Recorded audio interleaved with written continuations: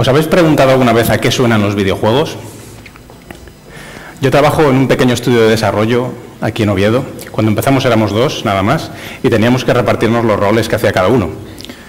Yo normalmente me dedico a la programación audiovisual, al sonido, a la música. Todo el tema del audio me viene de muy pequeñito.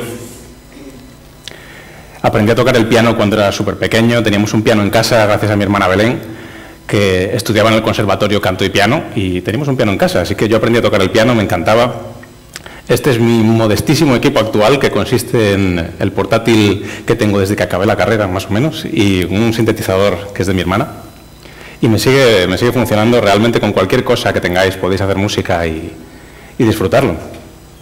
Después, en el instituto, como a muchos de vosotros imagino, os dio por aprender a tocar la guitarra, ¿no? Que mola un montón.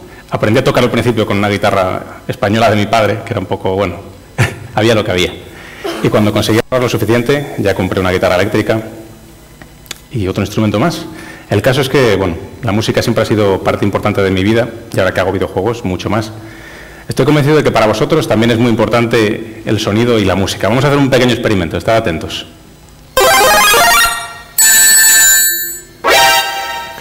¿Cuántos habéis reconocido los 3 sonidos?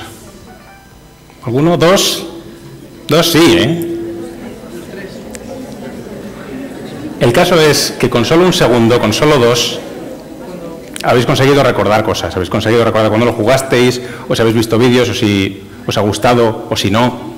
Eso con un segundo, porque el sonido o la música es muy importante, es fundamental a la hora de modificar las emociones, los sentimientos, a la hora de dar un ambiente sin que te des cuenta. Es muy habitual en los videojuegos y la mayor parte de los jugadores no se da cuenta de lo que importa el sonido en los videojuegos. De hecho, el cuerpo es prácticamente una máquina de reconocer música y ritmo. Hay varios estudios que han demostrado que al escuchar música se genera dopamina. La dopamina es un neurotransmisor que nos libera el cuerpo cuando hacemos determinadas cosas que le gustan, como por ejemplo comer chocolate o hacer ejercicio. Los de ejercicio ya igual no mola tanto. Yo no hago mucho ejercicio, pero cuando salgo a correr de vez en cuando, a practicar algún deporte, notas un subidón. Notas que puedes con todo, aunque estés destrozado posiblemente después, pero es algo muy bueno. Y esa misma sensación, que es la que genera la dopamina, se genera al escuchar música. Lo habitual al hablar de sonido en videojuegos y demás es, pues, lo típico, se abre una puerta y oyes que se abre una puerta. Eso es lo tradicional. Hoy quiero hablaros de 3 maneras que se utiliza el sonido o la música en los videojuegos de forma no convencional para mejorar la experiencia. La primera es como refuerzo. En los videojuegos hay muchas cosas abstractas que no existen realmente, pero hay que darles un matiz extra para reforzar lo que ocurre. El ejemplo más típico, y que seguro que lo habéis notado, es que cuando pausas un videojuego se baja la música, se baja el sonido. Está pausado, entonces no hay sonido, no hay música, eso es lo más típico. Luego el siguiente paso es utilizar acordes mayores o escalas mayores y acordes menores o escalas menores en casos positivos o negativos respectivamente. Por ejemplo, en este caso, esto es de nuestro último juego, es un level up, es un subir de nivel, es algo positivo, es algo que es bueno al 100%. Tu personaje ha mejorado, estás avanzando en el juego, entonces tiene que ser un refuerzo positivo con un acorde mayor. Para complementarlo tenemos esto otro. Que no suena muy alegre, además está ascendiendo un volumen, crea expectativas, acaba en una explosión y presenta a los jefes. Hay unas expectativas de que algo va a pasar y posiblemente no bueno.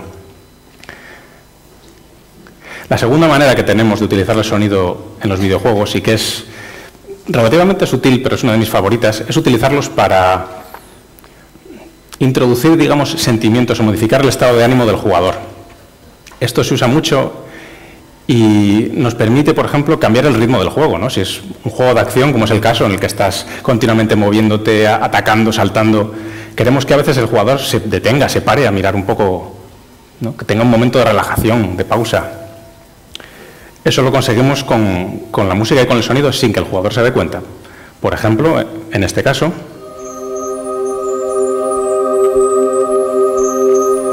tenemos un objeto que es bueno para el jugador, pero el jugador no lo sabe hasta que no lo recoge por primera vez. Como es un juego de exploración, normalmente queremos que la primera vez que se recoge un objeto no sepas muy bien si es bueno o no. Queremos que estés expectante, que mires si hay trampas, si van a salir enemigos, vayas despacio, camines, lo cojas y entonces ya sepas qué efecto tiene. Podríamos haber puesto un sonido positivo y ya está, y seguramente lo que el jugador hubiera hecho es correr hacia él. Y de esta manera conseguimos pausar un poco el ritmo. Este es el juego en el que estamos trabajando ahora mismo.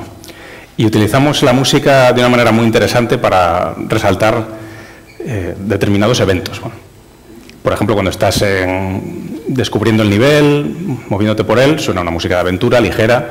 Cuando hay combates, se introduce más percusión. Hasta ahí todo bien. Pero en determinados momentos queremos que aparezcan enemigos muy importantes, jefes, y en ese momento lo que hacemos es un poquito antes, quitamos la música. De todo, no hay música. Solo se oyen los pasos, se oye el viento, y de repente te sientes desangelado, algo falta, el cuerpo lo echa en falta. Y en ese momento sabes que hay algo, sabes que va a pasar, no hay indicaciones de si es bueno o malo, porque no suena nada. Y en ese momento entra el jefe con una música muy potente de golpe y es muchísimo más impactante que si simplemente cambiamos la música existente por esa. Pasas de la nada a de repente un golpe muy fuerte.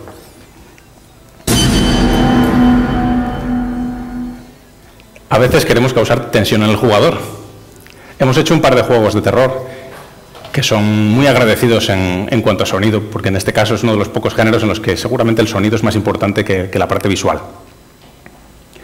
Y en este caso usamos un truco bastante antiguo y que se usa mucho en películas y se usaba ya en radio, que es de partir de sonidos, de ambiente o de música con un ritmo que se basa en un ritmo corporal. Igual no os habéis dado cuenta, pero este tipo de, en películas o en juegos, el ritmo de la música suele ser o el ritmo del corazón o el ritmo de la respiración. Y la vamos incrementando poco a poco, el cuerpo se adapta a ello porque está hecho para adaptarse a la música y al ritmo. Y se va subiendo, te vas poniendo más nervioso, más nervioso, más nervioso, y entonces es cuando ponemos el sonido anterior y asustamos a la gente, y funciona al 100%, es una maravilla.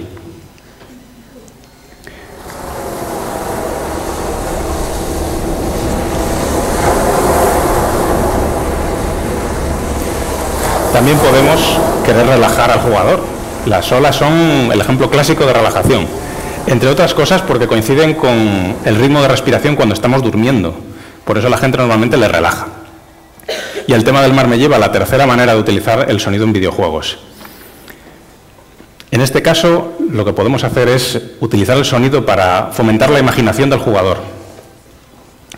Nosotros, que somos un estudio pequeño, pero da igual porque lo hacen hasta los estudios más importantes, no podemos dedicarle todo el tiempo del mundo a hacer juegos y no podemos dedicarle todo el tiempo que nos gustaría a los detalles pequeños, pero son importantes. Entonces lo que podemos hacer es crear el ambiente sonoro con más elementos de los que hay en el juego de verdad. Por ejemplo, con el sonido anterior vamos a añadirle algunos sonidos nuevos.